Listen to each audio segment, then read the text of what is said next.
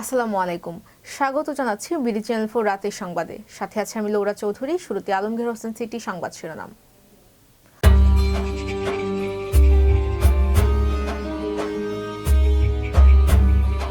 ক্ষমতায় গেলে কৃষি ঋণ মওকুফ ও পদ্মা ব্যারেজ নির্মাণ করা হবে রাজশাহীতে তারেক রহমান। কিশোরগঞ্জে সদর হোসেনপুরে ধানের শীষের পক্ষে ঐক্যের ডাক, মাঝহারুল ইসলামের সঙ্গে প্রাণবন্ত মতবিনিময় সভা। ইসলামপুরে চটলাপাড়া ফুটবল টুর্নামেন্ট ফাইনালে ৫-৪ গোলে চ্যাম্পিয়ন মিজানুর রহমান একাদশ। কিশোরগঞ্জ গার্লস স্কুল অ্যান্ড কলেজের বার্ষিক ক্রীড়া ও সাংস্কৃতিক অনুষ্ঠান। বঙ্গোপসাগরে যৌথ সামরিক মহড়া চালাবে ভারত রাশিয়া। বিশ্বকাপ সিদ্ধান্ত ঝুলছে, এর মধ্যে ভ্রমণ পরিকল্পনা পাকিস্তানের। শুনছিলেন আলমগীর হোসেন সিটি সংবাদ শিরোনাম। এবার সিটি লাইভ বিস্তারিত।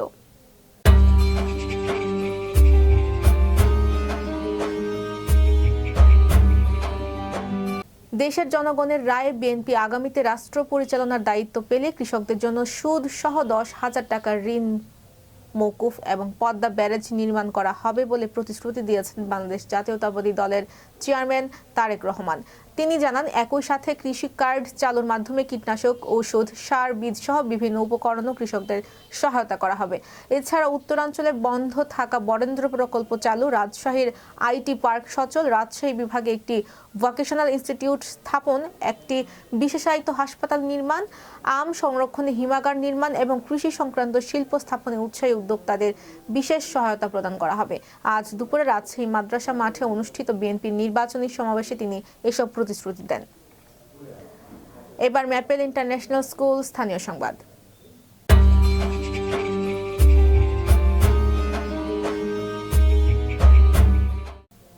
কিশোরগঞ্জ সদর হোসেনপুর আসনের ধানের শীষের প্রার্থী মাঝহারুল ইসলামের সঙ্গে এক মতবিনিময় সভা অনুষ্ঠিত হয়েছে। গতকাল রাতে শহরের গাইটাল এলাকার একটি কমিউনিটি সেন্টারে এই সভাটির আয়োজন করা হয়। সভাটির আয়োজন করেন ফয়সাল এবং ধানের শীষের প্রার্থীর বড় ছেলে অস্ট্রেলিয়ার প্রবাসী সজীব। মাঝহারুল ইসলাম সম্পর্কে ফয়সালের খালু। ফয়সাল ও সজীবের বন্ধুদের উদ্যোগে আয়োজিত এই মতবিনিময় সভায় শহর ও বিভিন্ন ইউনিয়ন থেকে আগত বন্ধুরা অংশগ্রহণ করেন। সভায় উপস্থিত বক্তারা ধানের শীষের পক্ষে কিভাবে আরও কার্যকরভাবে কাজ করা যায় সে বিষয়ে নানা মতামত ও পরামর্শ দেন। প্রত্যেকে নিজ নিজ অবস্থান থেকে সর্বোচ্চ পরিশ্রমের মাধ্যমে ধানের শীষের বিজয় নিশ্চিত করবেন বলে দৃঢ় আশাবাদ ব্যক্ত করেছেন। এই সময় প্রায় শতাধিক বন্ধু ও শুভানুধ্যায়ী উপস্থিত ছিলেন। প্রধান অতিথির বক্তব্যে প্রার্থী মাঝহারুল ইসলাম বলেন, বিএনপি সরকার গঠন করতে পারলে কিশোরগঞ্জে চাঁদাবাজি ও দুর্নীতির কোনো স্থান থাকবে না। জামালপুরের ইসলামপুর উপজেলার চটলাপাড়া ফুটবল টুর্নামেন্ট 2026-এর গ্র্যান্ড ফাইনালে রুদ্ধশ্বাস ও নাটকীয় লড়াই শেষে মিজানুর রহমান একাদশ 5-4 গোলে মাহমুদুল একাদশকে পরাজিত করে চ্যাম্পিয়নের শিরোপা অর্জন করেছে। আজ বিকাল 3:30টায় চটলাপাড়া কোচিমনেসা মাদ্রাসা সংলগ্ন মাঠে অনুষ্ঠিত ও ফাইনাল খেলায় নির্ধারিত সময়ের শেষ বাঁশি বাজার আগ পর্যন্ত দুই দলের মধ্যে হাড্ডাহাড্ডি লড়াই চলে। শেষ মুহূর্ত পর্যন্ত উত্তেজনার ভরা ম্যাচে দর্শকদের করতালি ও উচ্ছ্বাসে মাঠ জুড়ে উৎসব মুখর পরিবেশের সৃষ্টি হয়। খেলা শেষে আয়োজিত পুরস্কার বিতরণ অনুষ্ঠানে সভাপতিত্ব করেন চরপুটিমারি ইউনিয়ন যুবদলের সাবেক সাংগঠনিক সম্পাদক নজরুল ইসলাম। প্রধান অতিথি হিসেবে উপস্থিত থেকে বিজয়ী ও রানার্স আপ দলের হাতে ট্রফি ও পুরস্কার তুলে দেন চরপুটিমারি ইউনিয়ন উত্তর শাখা যুবদলের যুগ্ম আহ্বায়ক মোহাম্মদ আব্দুল কুদ্দুস খান।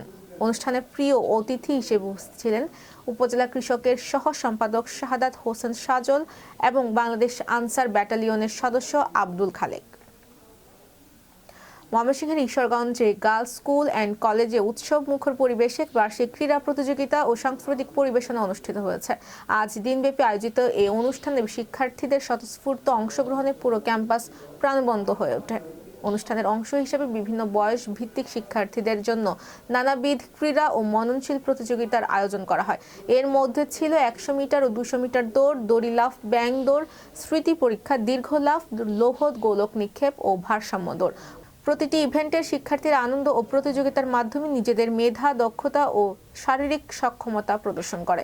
এছাড়াও অনুষ্ঠানকে আরও প্রাণবন্ত করতে শিক্ষক ও অভিভাবকদের অংশগ্রহণের আয়োজন করা হয় কয়েকটি ব্যতিক্রমধর্মী খেলাধুলা। এসব খেলার ছিল চাচা আপন প্রাণ বাঁচান, ঝুড়িতে বল নিক্ষেপ এবং মহিলা শিক্ষকদের জন্য মজাদার প্রতিযোগিতা হিসেবে ছবিতে টিপ পড়ানো। এতে শিক্ষার্থী, শিক্ষক ও অভিভাবকদের মধ্যে এক আনন্দ ঘন ও আন্তরিক পরিবেশের সৃষ্টি হয়। ঈশ্বরগঞ্জ গার্লস স্কুল অ্যান্ড কলেজের অধ্যক্ষ কামরুল আলমের সভাপতিত্বে প্রধান অতিথি হিসেবে উপস্থিত ছিলেন ঈশ্বরগঞ্জ উপজেলা নির্বাহী অফিসার সানজিদা রহমান। এবার জীবনদীপ হেলথ সেন্টার আন্তর্জাতিক খবর।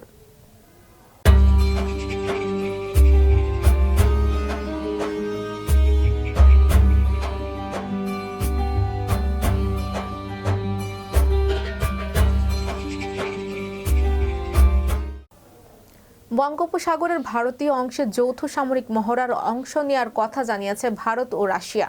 আগামী ফেব্রুয়ারিতেই এই মহড়া অনুষ্ঠিত হবে বলে জানিয়েছেন রুশ সংবাদ মাধ্যম তাস। এই মহড়ায় অংশ নেবে রাশিয়ার প্যাসিফিক ফ্লিটের ফ্রিগেট যুদ্ধজাহাজ মার্শাল সাপোশনিকভ।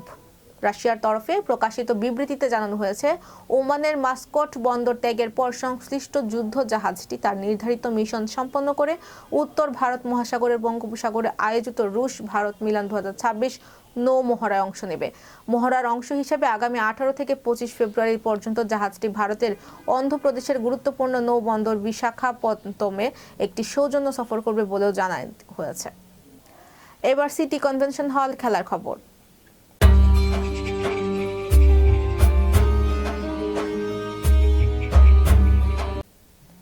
অনেকদিন ধরে বাংলাদেশের সঙ্গে সংহতি জানিয়ে আসন্ন বিশ্বকাপ বয়কটের কথা বলে আসছেন পাকিস্তান ক্রিকেট বোর্ড পিসিবি। দেশটির প্রধানমন্ত্রী শেহবাজ শরীফের সঙ্গে বৈঠক শেষে পিসিবি চেয়ারম্যান মহসিন নাকভি জানান, বিশ্বকাপে অংশ নেওয়ার বিষয়ে আগামীকাল অথবা সোমবার চূড়ান্ত সিদ্ধান্ত নেওয়া হবে। যেখানে বিশ্বকাপ খেলার সিদ্ধান্তই এখনো ঝুলছে, সেখানে কলম্বোর উদ্দেশ্য তাদের ভ্রমণ পরিকল্পনার কথা সামনে এসেছে। ভারতের সংবাদ মাধ্যম এনডিটিভির খবর, টেলিকম এশিয়া স্পোর্টসকে একটি সূত্র জানিয়েছে, আগামী সোমবার কলম্বোর উদ্দেশ্যে রওনা দিবে পাকিস্তান দল। সূত্রটির ভাষ্য, অস্ট্রেলিয়া দলের সঙ্গে লাহোর থেকে এবার এয়ার লস্কার একটি ফ্লাইটে কলম্বোর উদ্দেশ্যে বুকিং সম্পন্ন করেছে পাকিস্তান। তিনি আশা ব্যক্ত করে আরও বলেন, শুক্রবারের মধ্যেই নাকভি বিশ্বকাপে অংশগ্রহণের বিষয়টি পরিষ্কার করবেন। গত সোমবার দলের বিশ্বকাপে খেলা নিয়ে প্রধানমন্ত্রী শেহবাজ শরীফের সঙ্গে বৈঠক করেন নাকভি। সূত্রের খবর, বাংলাদেশের প্রতি সমর্থনে পিসিবির অবস্থানের পাশে থাকলেও আর্থিক ক্ষতির কথা ভেবে বিশ্বকাপ বয়কট না করার পরামর্শ দেন প্রধানমন্ত্রী শরীফ।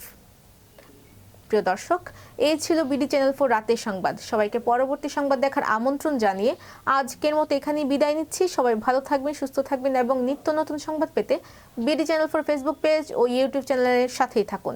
আল্লাহ হাফেজ, শুভরাত্রি।